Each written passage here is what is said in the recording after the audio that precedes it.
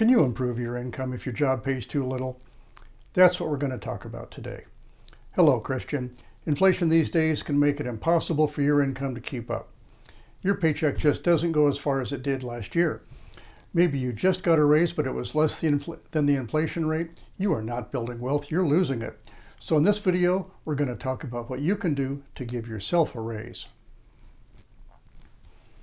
If this is our first time meeting, I'm Steve, and this channel is about combining biblical principles with real life to help you be more financially successful.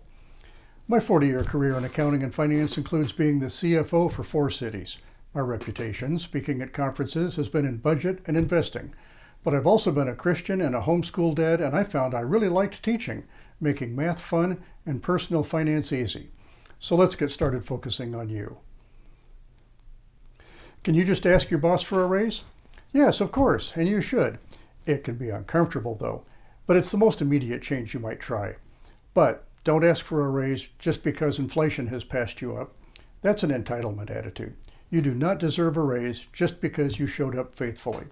Don't think you deserve a glowing performance evaluation when you haven't been in the job very long, or that you get top marks after your first year.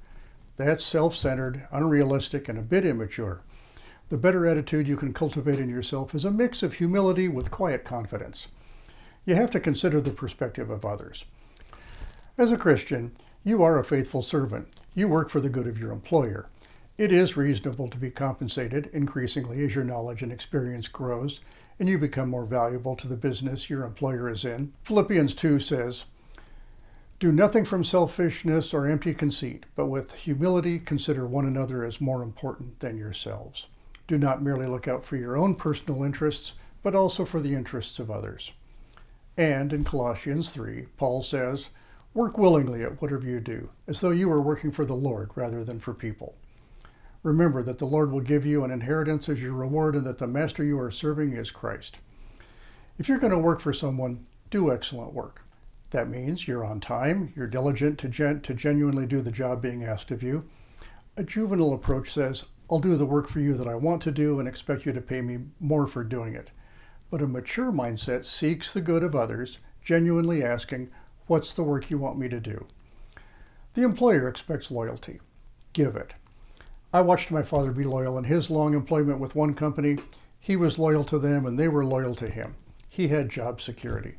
Now, some of those days are gone, so I'll be realistic. If your employer is unfair to you, then it's up to you to leave and to start making plans to move on. But don't be a job hopper. That will harm your career.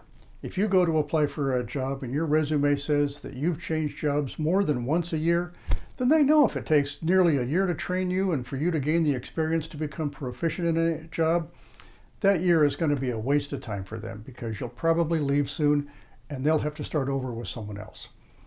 Plan to stay on a job 2 years for this exact reason.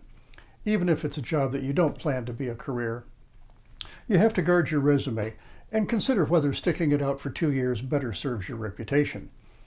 Now let's say you go to your boss and ask for a raise and the answer is no. There are 2 possible outcomes. One is that you get it and one is that they think you don't in fact deserve a raise or they can't give you one. Either way, keep working for them. Be a trusted and faithful servant right up to your last minute. If your knowledge and experience has grown and you're marketable elsewhere, it's a free country.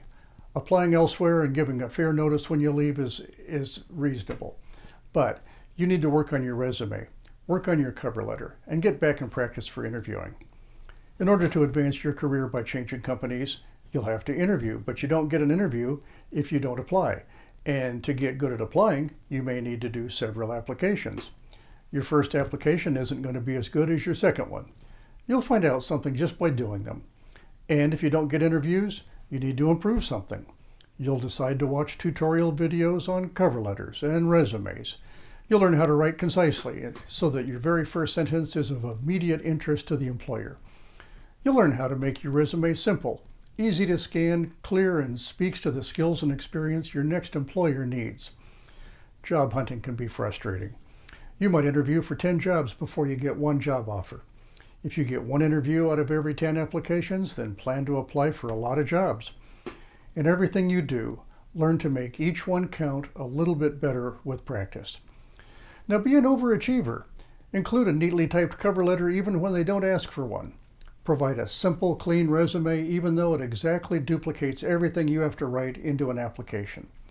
Type your application if at all possible to avoid handwriting. Provide a list of references even if they don't request one. Two things here. Ask people permission to be a reference for you. And secondly, everyone knows they won't be called until you're the final candidate and they're about to extend you an offer. Okay, so you start getting interviews. You're not likely to get the first job you interview for, so improve your interviewing. Lucky for you, every interview you go on is excellent practice and you will get better.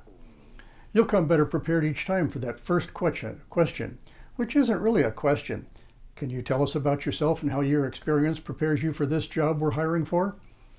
That's an invitation to give your 30-second elevator speech. Write it out, say it out loud, and practice it. Have a few other pieces of your story ready too. You'll become better at taking little snippets of those answers you're prepared for and using them for the questions they really end up asking.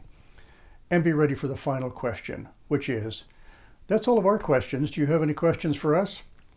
And you don't have a question because you know better than to make the interview take even 5 minutes longer than they wanted to, but you do have another 30-second prepared final summary statement that you want them to have as their last impression of you. Start with thank you and summarize why what they need is a good fit for you're looking for. Focus on their needs. Throughout the interview, demonstrate you're a fine person. You'll be loyal and trustworthy and eager to learn, very teachable and a pleasure for other coworkers to be around. And you send a thank you email when you get home. Need only be 2 sentences long, but you do send a thank you email. Now let's consider a worse scenario. What if the reality is that your current employer doesn't think you're worth more and that other employers you interview with don't offer you a job either? Competition is a real thing. They're hiring people. They hired someone. It just wasn't you. In that case, get to work on you. You can't climb the ladder you're on. You need to look at other ladders. And in order to be hired at a better job at another company where they don't know your work ethic, you're just going to have to present new qualifications over and above the job you're doing right now. I suggest you decide to be a continuous adult learner. If you're looking to coast, then coast. Yes, the longer you stay in one job, the more experience you add, and that does make you more valuable, to a point. You'll get to the top of the pay grade for that job and you will go no further. There's nothing wrong with that, but you're watching this video to get ahead. You need to grow, you need to learn, and most adults do that continuously throughout our adult lives. I started learning video editing at age 65. Let's not use lack of college as an excuse either. If you want a job that absolutely requires a college degree, well then you don't need this video. But there are online courses, and today's YouTube offers a nearly infinite amount of self-education. You just have to put in the time to find the teachers that are truly worth learning from. Add any certifications or skills, or take classes or tutorials, or whatever it is you can work on, and get yourself as prepared as you can for a better job. That's not your employer's job, that's yours. You see, you just can't blame your current employer. Blame breeds bitterness, and there's absolutely nothing actionable, no step to take, nothing for you to do to change it. If your current employer declined giving you a raise, you can either accept it or you can decide to do something about it. Another thing, you may want to be a manager, but your current employer may have you in a job where you can't manage people. So, take classes, watch tutorials, get certifications. You may realize that good managers develop their people and are good teachers, but there just may not be any opportunity in your current job or company for you to make public speaking presentations. Take classes, watch tutorials, get certifications, join a speaking club like Toastmasters. You may want to move from answering phones to different jobs in the marketing department, but your current job may not even have anyone around you that does website design or graphics or copy editing. Maybe they contract it out to outside companies. So it's up to you to take classes, watch tutorials, get certifications, and do work for yourself on your own. Start your own website. YouTube channel is a kind of portfolio. Now, life has no guarantees. The best time to change jobs is at the time of your choosing. The worst thing is to be let go when an employer chooses to downsize or whatever. You've heard of people having 2 or 3 jobs and they got ahead through sheer grit, determination, and perseverance. And they overcome unexpected obstacles. In today's world, you have something I didn't have when I was your age. You have the internet. We didn't have online classes that move at the pace you decide. We didn't have online certifications you could do from home in slivers of time of your own choosing. And we didn't have YouTube. Improving yourself while you have a full-time job can be your second job, but in cracks of time that you choose to invest. My advice to you is evaluate whether you're coasting in that second job. We all come home tired from a job, but I'm trying to be encouraging. You can do just a little more, and your reward comes from whatever you put into it. So let's review, because this is your menu of things you can do for yourself. If your pay is too low, ask for a raise. Be a faithful employee, serving your employer, seeking their good, not your own. Don't be a job hopper, and don't act like you're entitled. Apply for other jobs. If you can't climb the ladder you're on, switch ladders. Prepare your resume, cover letter, and interviewing skills. Improve yourself. Be a continuous adult learner. Get certifications, add skills. Lastly, be prepared. Be ready to change jobs when you don't expect it. I hope this video has been helpful to you. Learn from others' wisdom and learn from others' experience. Committing to being financially successful in the future, you'll need to live a disciplined life, and it's entirely up to you. I'd appreciate your comments to help guide my further attempts at creating useful videos. I hope you thrive and prosper. I make these videos because I believe I succeed by helping you succeed. Thanks for watching.